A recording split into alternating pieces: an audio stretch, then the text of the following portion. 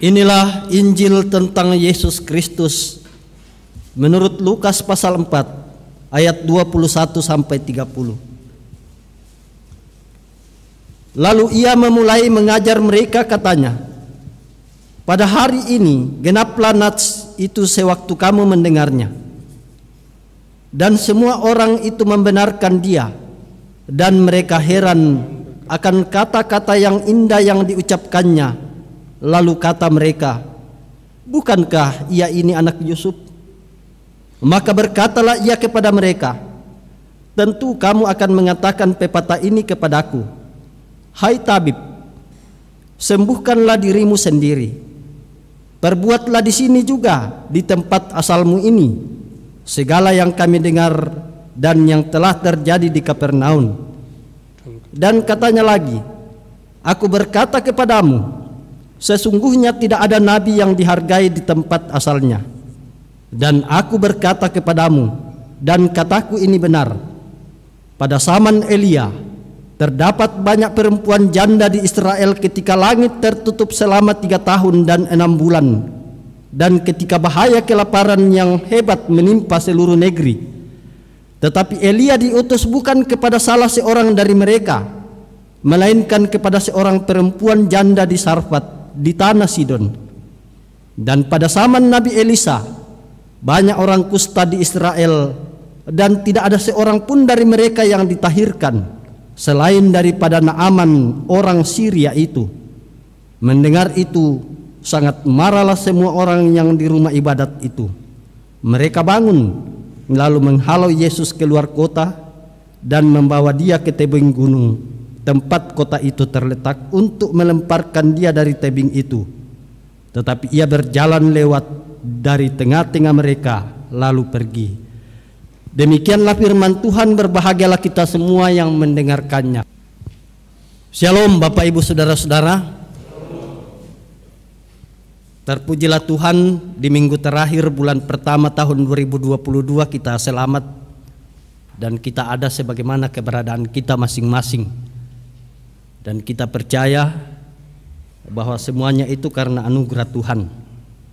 Dan melalui firman Tuhan di pagi hari yang indah ini, Bapak Ibu Saudara-saudara, kita sudah menyadari bahwa siapapun kita hadir dan berada dalam dunia ini bukan karena kebetulan, bukan pula karena keinginan kita, melainkan Allah yang menghendaki kita hadir di dunia ini. Dan karena itu tentu kita hadir dalam maksud dan rencana Allah itu sendiri. Apa maksud dan rencana Tuhan untuk kita semua? Ialah untuk mengatakan dan melakukan kehendak Allah. Itulah tema kita hari ini. Sampaikanlah kehendaknya. Pokada itu Pak Porianna dalam bahasa Toraja. Sampaikanlah kehendaknya. Karena untuk itulah kita ada, kita diutus.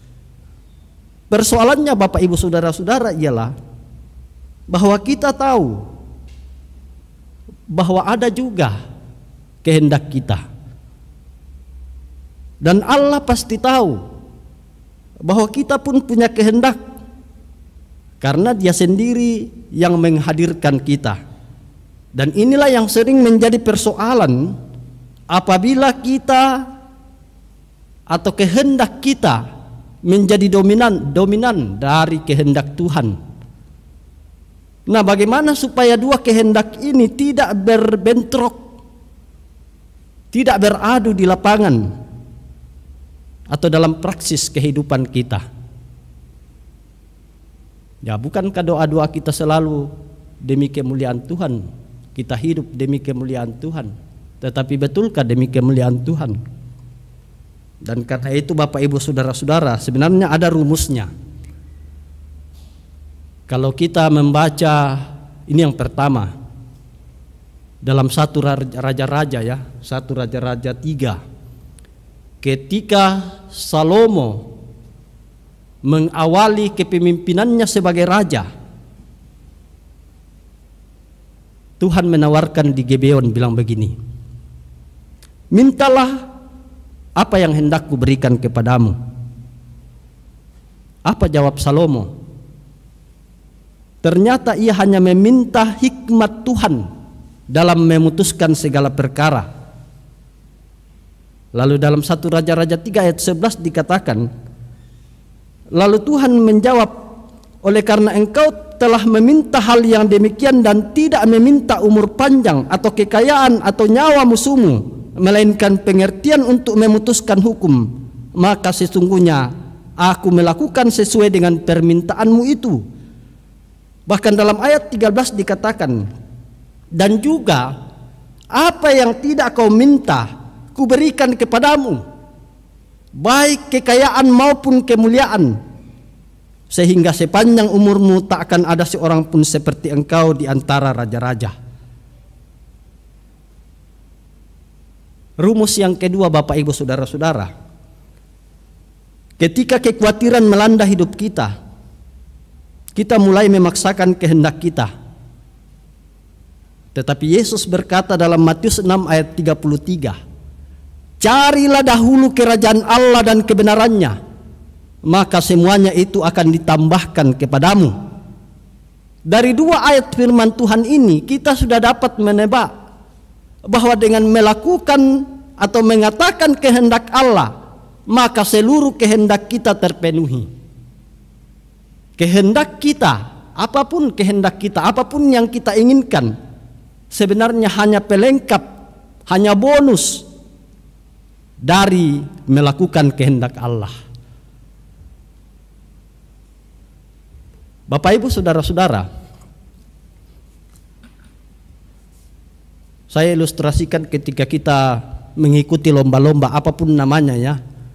Dan mungkin di kalangan gereja yang paling banyak itu ialah lomba paduan suara. Saya mengingat waktu hari Selasa itu kita juga lomba ya, lomba karaoke. Tidak tahu siapa juara satu. Lomba. Bapak Ibu Saudara-saudara, apa yang ada di benak kita ketika kita mau mengikuti lomba? Apa tuh dolo lantang ngata? Lantang ngata pasti hadiah. Hadiah toh. Nah itulah yang sering membuat perlombaan itu kacau, sabak dolo tuh hadiah daripada kita bekerja keras, kita melakukan yang terbaik. Jadi kalau kita sudah tidak juara, macam-macam lah, nepotisme juri berpihak, juri tidak bagus dan sebagainya. Nah, juga bisa kita lihat dalam misalnya dunia kita yang sekuler, dimanapun kita berada, di dunia pekerjaan kita, apalagi kalau anak muda, kalau selalu ditawarkan pekerjaan, apalagi orang Toraja, ya maaf ya, saya juga orang Toraja, biasa napa dolo tuh berapa gajiku? Ya kita anak sesuai gajinna. Oh no kamu ya toh. Dan tidak heran Bapak Ibu Saudara-saudara kalau kita ke kampung halaman banyak sekali sarjana Toraja menganggur karena tidak memenuhi target dari apa yang diinginkan. Ya memang beda kita dengan teman-teman atau saudara-saudara kita di Batak. Yang penting masuk dulu. Ya keledak opa nanti di dalam baru kita berbicara berapa. Bapak Ibu Saudara-saudara, sudah jelas rumus, jangan dibalik. Melakukan kehendak kita dulu, baru sisa-sisa waktu hidup kita diberikan kepada Tuhan. Ya kan itu juga banyak ya terjadi. Hanya karena tidak melalui penelitian jadi kita tidak bisa mengatakan benar.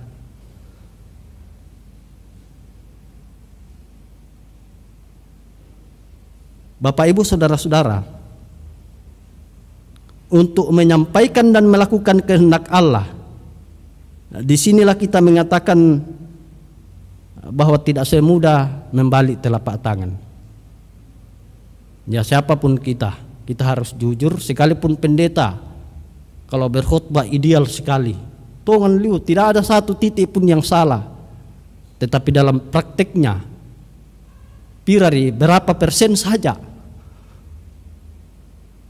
dari idealisme itu, dari idealis itu dilakukan. Dan memang tidak mudah. Disinilah Bapak Ibu Saudara-saudara dalam menyampaikan kebenaran kehendak Allah dan melakukannya, kita akan berhadapan dengan berbagai tantangan.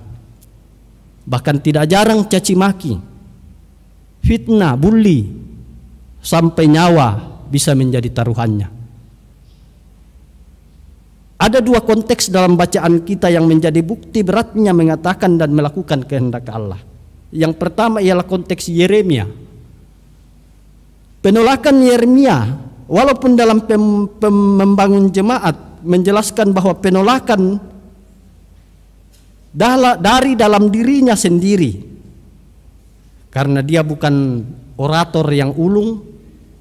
Bahasa Alkitab dikatakan, aku tidak pandai bicara dan masih muda. Namun penolakannya justru karena ketakutan menghadapi bangsa yang sangat terkenal dengan keras kepala, tegar tengku. Itulah umat Allah zaman perjanjian lama. Yang kedua, konteks zaman Yesus, pembacaan kita yang ketiga ya. Konteks zaman Yesus sendiri. Ketika ia membicarakan kehendak Allah di tengah kaum bangsanya, di kampung halamannya, ia ditolak. Bahkan digiring ke pinggir tebing untuk dibinasakan. Nah, dari berbagai tantangan yang kita hadapi dalam mengatakan dan melakukan kehendak Allah, maka hari ini firman Tuhan mengajak kita untuk merenungkan arti sebuah kehadiran kita, panggilan kita di dunia ini. Saya mau mengatakan Bapak Ibu Saudara-saudara sebagai pengamat, terlalu berat dosa dunia sekarang ini, secara khusus di Indonesia. Bagi seorang kritikus dan pesimistis, mungkin saya termasuk salah satunya, lebih baik cepat-cepat meninggalkan dunia ini dan hidup bersama Bapa di sorga.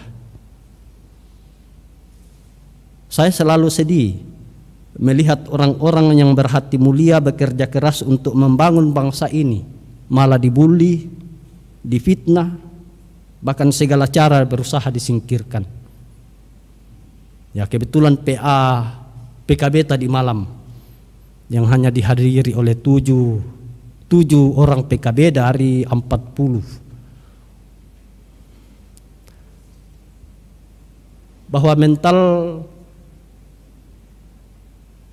ya terlanjur mental kita dibentuk pada masa lalu yang mungkin buruk. Nah, sementara orang yang dengan terang-terangan jahat, korupsi, malah dilindungi. Dan ini terjadi dalam semua bidang kehidupan, entah kita yang berada di birokrasi, di pemerintahan, di perusahaan-perusahaan, dan dimanapun. Tentu kita semua sedang berhadapan dengan tantangan bagaimana menyampaikan kehendak Allah di tengah situasi dan kondisi yang semeraut ini.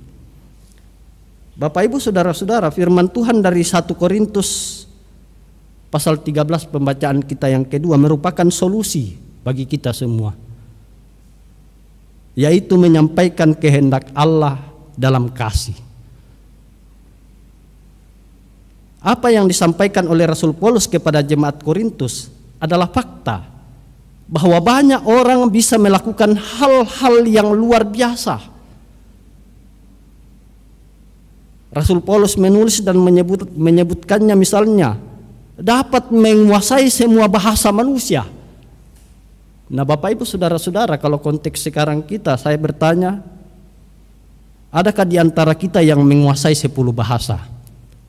Ya, kalau di kalangan anak muda mungkin ini hal kecil ya, bahkan mungkin sudah ada di atas 10 bahasa. Ya, 5 bahasa ada yang kuasai ya. Kalau saya sendiri baru 2 bahasa, bahasa Indonesia dan bahasa Toraja. Ya, kalau anak-anak muda mungkin sudah 5 ya. Bahasa Jepang, bahasa Cina, dan seterusnya. Kita juga bisa bernubuat. Dan aku mengetahui segala rahasia dan memiliki seluruh pengetahuan. Wah, ini luar biasa menurut Rasul Paulus. Membagi-bagikan segala sesuatu yang ada padaku, bahkan menyerahkan tubuhku untuk dibakar. Bahkan sekalipun aku memiliki iman yang sempurna untuk memindahkan gunung. Kalau semua hal-hal yang spektakuler ini tidak didasarkan kasih menurut Rasul Paulus, maka pasti itu kehendak kita. Dan pasti juga sia-sia. Bukan kehendak Tuhan. Bapak Ibu saudara-saudara, dari pembacaan sebenarnya ini kita bisa berdialog dengan firman Tuhan atau dengan kata Tuhan. Untuk mempertanyakan kasih bagaimana Tuhan yang dimaksudkan oleh Tuhan. Bukankah membagikan sesuatu kepada orang lain itu adalah tindakan kasih sendiri? Mengorbankan diri untuk orang lain pun adalah tindakan kasih. Lalu mengapa Paulus seolah menganggap hal itu bukan sebagai tindakan kasih? Berarti Bapak Ibu saudara-saudara, ada maksud lain menurut Tuhan tindakan yang berdasarkan kasih yang sebenarnya. Kalau kita berangkat dari 1 Yohanes pasal 4 ayat 7 sampai 21, satu perikop di sana, dikatakan bahwa Allah adalah kasih. Jadi hakikat Allah adalah kasih. Hal itu juga berarti bahwa segala yang kita katakan dan lakukan itu selalu berada dalam relasi dengan Tuhan, relasi dengan Tuhan. Ya, jadi memang wajar saja Paulus mengatakan sekalipun you punya iman memindahkan gunung, kalau tidak didasarkan kasih. Dia barangkali itu karena untuk mencari popularitas, ba'atumban ini minin nalik kekuatan.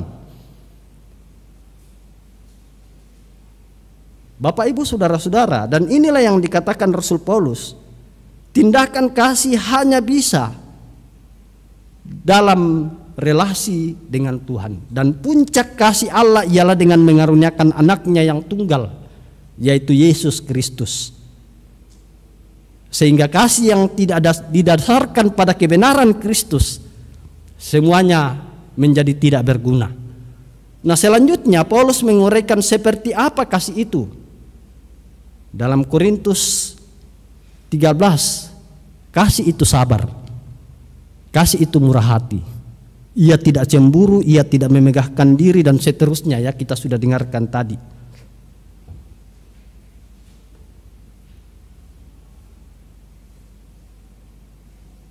Semua sifat-sifat atau semua perbuatan-perbuatan yang bersifat itu ada dalam diri Yesus.